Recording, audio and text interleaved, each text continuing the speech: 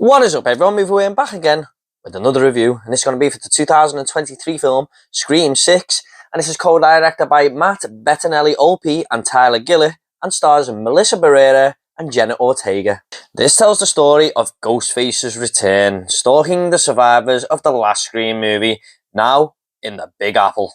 Now, this is such a solid horror franchise. There isn't really a bad movie out of all 6 of these. Even Scream 3, which is considered the weakest by a lot of people, myself included, is still an enjoyable time, isn't it? So I thought going into Scream 6 that was going to carry the trend on, even if I thought last year's entry was fine. So, how did it do? Let's find out. Now, moving the movie to New York was a pretty cool concept. I like it when franchises throw up new and fresh ideas, even if it is just something simple like a location change. But what really threw me off here was the opening of this film. Even though I've wanted them to do this for a while in the franchise, I never really thought that they would do it, but they did. However, I'm glad that it only was contained in the opening scene, because if they'd done this for the entire movie, even though I thought it would have been a cool idea before this, I don't think it would have worked. But I'm glad they toyed with it and, just tested the water there. And these films just continue to have great openings, don't they? If you have seen the movie, you might know what I'm talking about, but I can't really give too much away without giving spoilers. I'm going to keep this review as spoiler-free as possible. And after that great opening, that's when it really hit me that I was sitting in the cinema watching a Scream movie. And I just thought, I live for this shit. Ghostface is absolutely brutal in this entry. It might be the most sinister side we have seen of this character, and gorehounds like myself are absolutely going to love it. One scene that really threw me off was in a convenience store. There was so much carnage happening on screen, and it was kind of exhilarating to watch as a slasher fan. And it wasn't just the best scene in the entire movie for me, it was probably one of the best scenes or moments in the entire franchise. I just want to give a lot of credit to directors Gillett and Bettinelli-Olpey here for building these kills up really well. Now, they've done this in Scream 5. I thought that was one of the best things about the movie, and this is no exception. They don't just go for the creativity or the brutality, they build it up with so much tension. Now, the first opening 20 minutes has a couple of these. For example, you know what you're in for with it. But there's a scene later on in the movie on a subway train, and for me, it was just really, really well done. Like, the lighting, the camera, everything about it was just spot on, and it went on for quite a while, and I was thinking, man, no, this is really intense. And the only problem I had with it is that they showed a lot of it in the teaser trailer, but apart from that, even though I'd seen that, it was still pretty damn exciting to watch. Roger L. Jackson just adds so much to the voice of Ghostface as well. He's been here from the start, and to me, this guy is a horror legend now. I just love the voice work this guy provides.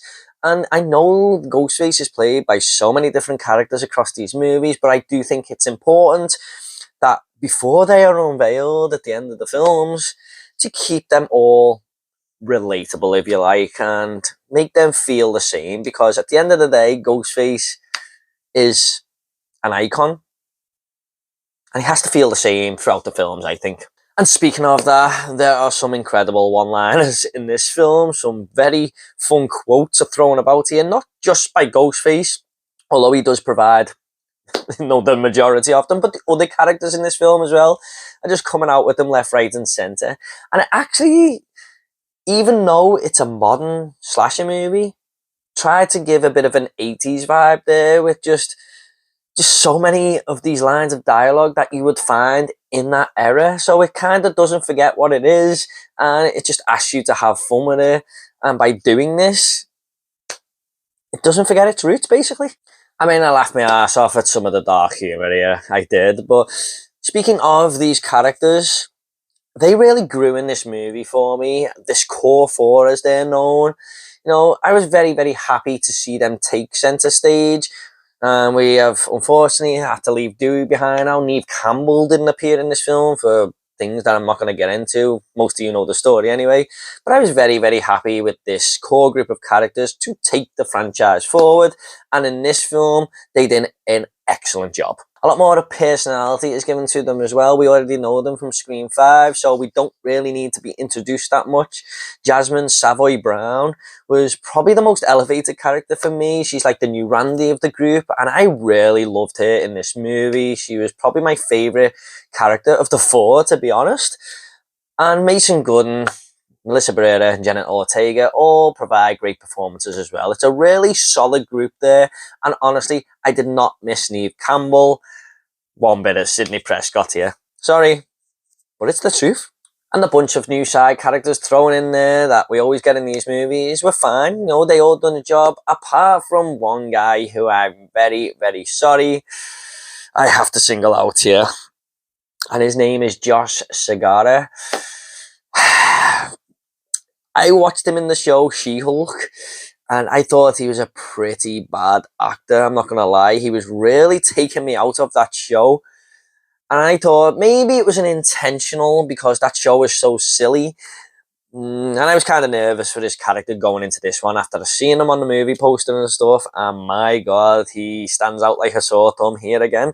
I just don't think he's a very good actor. I'm terribly sorry to single you out, Josh. But yeah, the negative of the characters, if you like.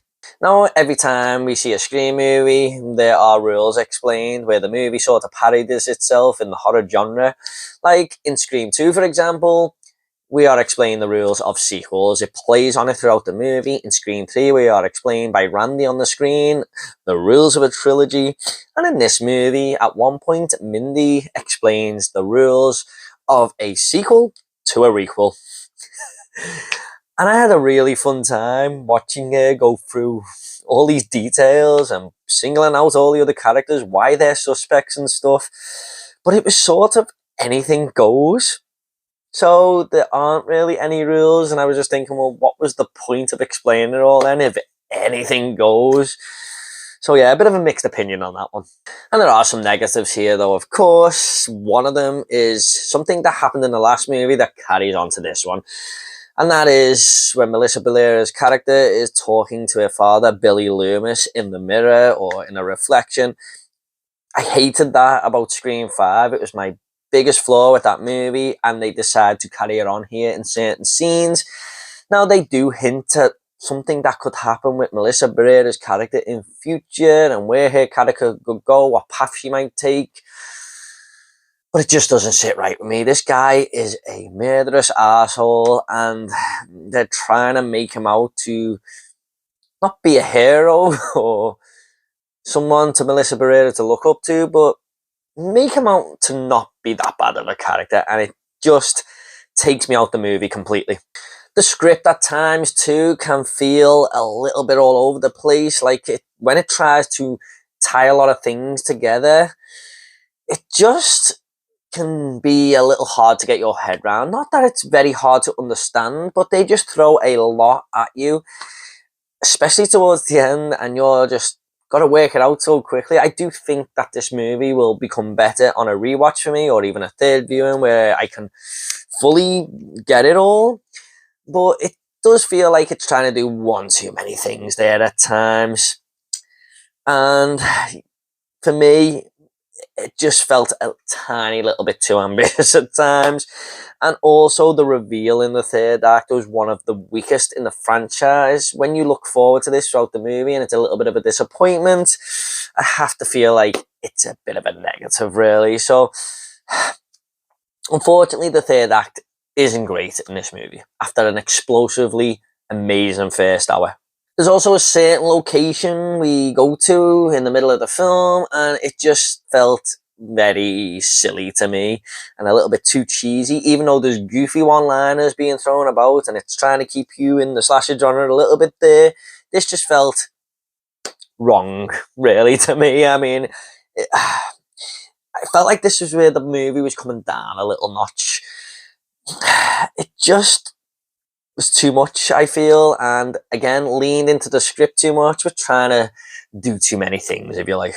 And although the whole subway scene I mentioned before was absolutely breathtaking, I just wish they would have used New York a little bit more. I mean, the whole poster and advertisements that we had before the movie was that it was taking place in New York, but they didn't utilise it very well, and it just felt like a missed opportunity, really. However, I had a great time with this movie. I came out the cinema with a massive smile on my face, and even though the majority of people seem to enjoy Scream 5 a ton, I actually think this one was better for me personally.